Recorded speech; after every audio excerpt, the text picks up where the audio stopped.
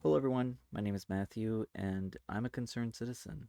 I have to be honest, after I've seen the recent events of Zelensky's meeting at the White House with Donald Trump and JD Vance, I think I feel beyond frustrated now. I'm trying to find where to place my anger and disappointment and just being purely disgusted about everything. So, we're going to be talking about a few topics in this video, and most of it is going to be spent on the recent events that took place with the Zelensky meeting. I'm going to be going through a social media post that illustrates in my circle in upstate New York what other people are saying. And it's shocking, to be honest. Now, I will say this. I think it's very frustrating that there are such counterpoints when viewing the meeting with Zelensky, Trump, and JD Vance. Like for me, I'm completely disgusted, where other people are just doubling down on their support for Donald Trump, which is just unfathomable. So, before we get into that, I just wanted to say that unfortunately, recently in the month, we heard that in Texas, a child has died from the measles outbreak, and the cases have only increased since the death. Now, in regards to the family, I just want to say it's a terrible loss. I only could imagine what it's like to lose a child. And I understand that the parents probably thought they were doing the best thing for their child in not vaccinating. And I don't want to villainize that choice, but I do want to focus on the misinformation that has come about from villainizing our healthcare providers. Now, I will say a lot of that has to do with a lot of mistrust that has happened in the healthcare system. And I would say most of it is due to one, politicians, and two, the pharmaceutical industry and just this whole mentality of making profit over people being sick. How are you to trust anyone when they're denying your medication? How are you to trust anyone when you know that they're just pushing out drugs like crazy just in the name of profit?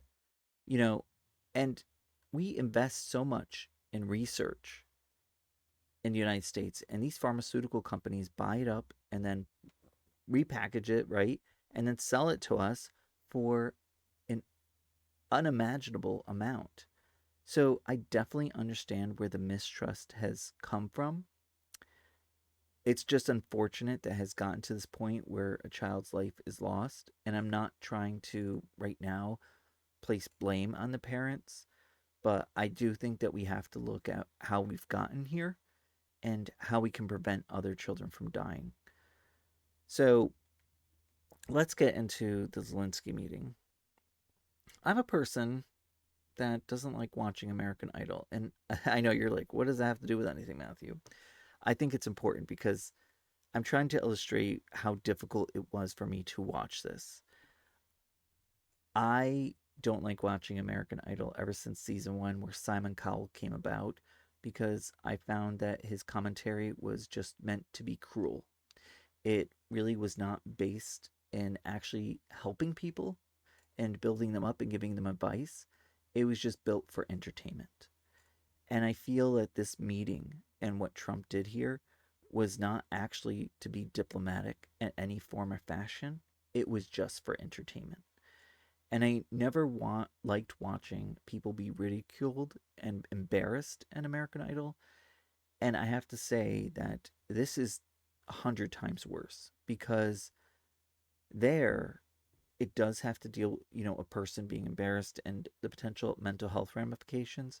Here, it has to do with a country and people suffering and dying, which includes children. And Trump, says these words of expressing like empathy and telling Zelensky that he needs to be like, you need to worry about the people. But at the same time, his actions and calling Zelensky in the past a dictator and saying that Ukraine started the war, just pure misinformation and false narratives, is disgusting. And I could understand why Zelensky um, kind of faltered here and being upset and combative here because they didn't do anything but attack Zelensky. So when I made it through it, it was really hard, to be honest, to see how one, JD Vance was attacking Zelensky. It reminded me of like, you have these couples, and this woman's like, "You don't say that about my man. You better not say that. Oh, you owe him respect. You should be thanking him." And that's what JD Vance was doing here. Was like, "You should be thanking Trump. You should be thanking the American people. And you have not said thank you during this entire interview." Well, you're attacking us. You're misrepresenting the situation. You don't understand the gravity of the situation. And then Trump jumps in and then also attacks Zelensky in front of everyone. And Trump is happy that the media is there watching it and feels like, hey, there's full transparency on what's going on. Well, yeah, I had my fears confirmed, and actually, I didn't even need it. But you're completely not capable of handling the situation. So let's go through some Facebook and social media comments. All right. Okay. So this was actually posted by somebody that I am friends with on Facebook. I will give you background that this person is gay. They posted other terrible things about trans people, but I was again not surprised that they have posted this because they have indicated they support 100% of what Donald Trump has done, and he is doing exactly what they voted for. So when everyone says that Democrats should be going more towards the middle and be more centered, that's exactly the opposite of what they should be doing. They should actually be standing up for democratic values and for the American people because the Republicans are not doing that. So he said, "Wow, President Zelensky is such an idiot. I used to have respect for the guy, but not anymore. He clearly wants war. Donald Trump attempted to make a deal to get Ukraine out of this mess, but Zelensky is Ukrainians' biggest enemy right now. I'm sure the people of Ukraine are very upset with him right now. The US came to their aid, and now they have Vladimir Putin willing to make a deal, and Zelensky is backing out of it. Good luck, Ukraine. We tried to help you out." Oh my gosh. This is just showing like complete disregard for facts and also complete disregard for empathy. I'm trying so hard to keep myself grounded and not go batshit crazy. But this is just ridiculous. So I have this one, this other post, which basically indicates, when stupidity is considered patriotism, it's unsafe to be intelligent, which is true. Anytime that I have arguments with, for example, the person who posted the previous post, I can say whatever facts I want and I could come with receipts and they don't care. In fact, their response is just calling me an idiot or laughing at my face. So it's really hard to have a conversation with these individuals because they are so deep in the culture and I don't know, like what you call it. They are so deep into the cult. That's it. The cult of Trump. It's just really crazy. Uh, so we have a post from Fox News where one of the hosts declared, "So bravo, President Trump and Vice President Vance," when referring to the celebration of the meeting with Vance, Trump, and Zelensky, and saying, "I loved it." Completely crazy. After seeing that and seeing the reaction on the other side, I am concerned because when people say, like, you're very close to potentially being headed towards like a Nazi kind of Germany kind of history with now United States, and going down that road, I of course felt it behind, but now I feel comfortable saying it. I am concerned about where we're headed. This is just this is just a new level of. So let's take a look at this. This other person, who's also gay, a different person, said, "Love this. They got enough help from us."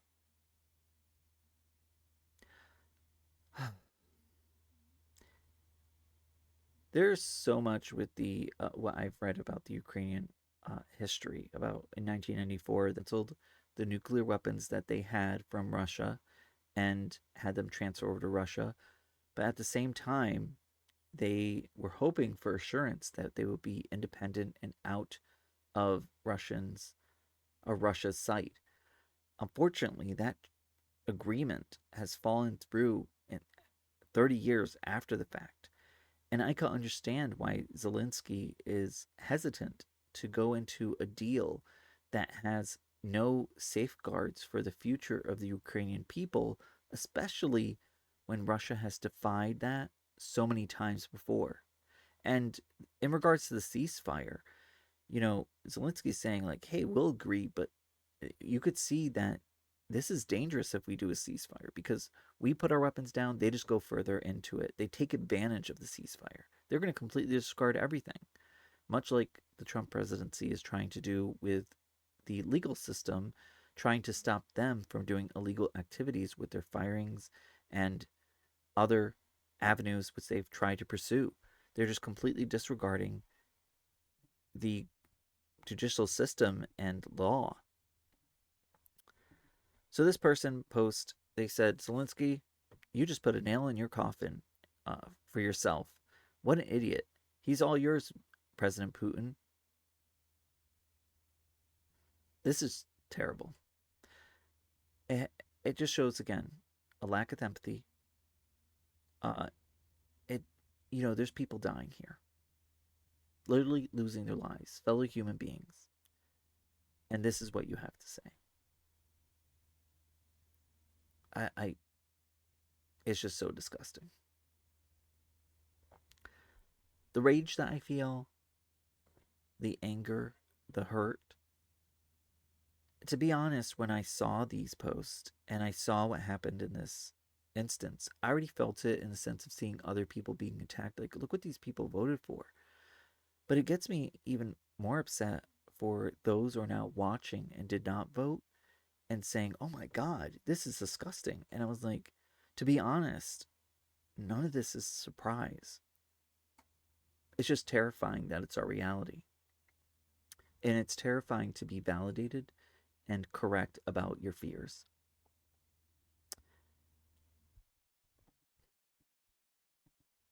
So this post indicates it took 4 hard years to regain the respect of the world, and just 4 weeks to lose it, which I agree.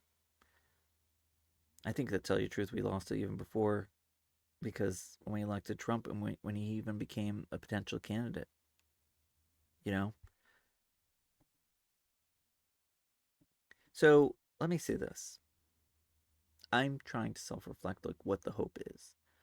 Um, I guess one hopeful thing that I can say is that I have seen people who have been silent, who are very like, I want to respect everybody, I don't want to get myself involved in this, posting about the situation, standing up and saying, I stand with Ukraine, I stand with Vladimir Zelensky.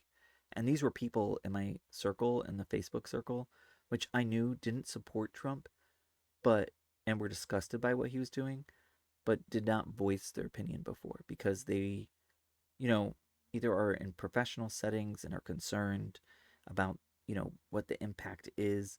But I don't have fear, to be honest, in just speaking out and saying that we should be empathetic and kind to each other. If that is something terrible that could get anyone in trouble, then we are severely effed. because it's really crazy where we are. I see Republicans showing who they are and have always been, but doing so more emboldened than before. And it makes me think, why would you be so emboldened?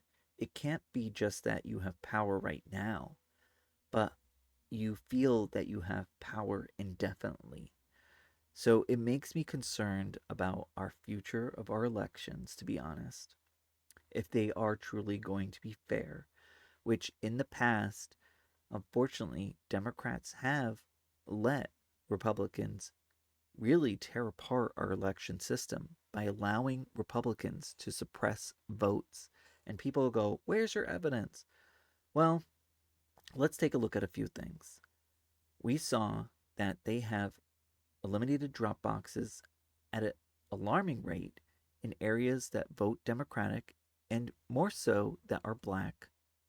We have seen them actually get rid of voting locations and then also move voting locations and just leave some that are open, which are too far for individuals to travel because they go, hey, we know that these individuals probably largely don't have transportation. Let's move it over here. And then they'll have these smaller communities, these red districts, have the ballot boxes not limited, and then also will have more voting locations. And to see that on election day, that there was a bomb threat at a voting location, that they were burning ballot boxes, that the drop boxes, they were burning the drop boxes on election day, these individuals. And to see that on top of what the Republicans have done, it's really disconcerting. And we have to call it out. The Republicans are on the side of the billionaires. They are on the side of the rich. They do not care about you. A senator went on the floor and said, hey, we tried different proposals before we get into this, like the budget, right? That we said, hey, you're not going to touch Medicare or Medicaid, right? And every single Republican voted no. We are going to touch it. It's on the table. So then they voted, let's just leave the tax cuts for the bottom individuals, which are set to end and expire, right? And they're like, no, we do not accept that. And they said, okay, what about, anyone who's making $1 million? We still keep the we still tax them. They're like, no, we don't want that. Then he said, okay, let's go to the billionaires. Let's not stop taxes from them. Let's have them pay their fair share. Republicans said, no, we don't want that. Republicans are showing who they really are. Now, I really didn't need to see this. Now, I'm not saying that Democrats don't have issues, because I do think that there's inner issue with Democrats, especially those who accept corporate donations. I've always felt that Democrats, especially the corporate ones, we do have some fighters, but unfortunately they're outnumbered by the others. Nancy Pelosi is a corporate Democrat. Hakeem Jeffries, I believe, is a corporate Democrat. They stay silent because of corporations. Meanwhile, corporations pay Republicans to do what they're bidding. So we need one party to not be affiliated with corporations and billionaires, because they're just raping the American people. They're just taking advantage of the American people. So let me know what you think. Like, subscribe, leave a comment. I hope that you understand where I'm coming from, because I am just dumbfounded. I have such empathy for the Ukrainian people and also the other people in the United States like me who are scared and unfortunately suffering. So thank you, stay safe, and until next time,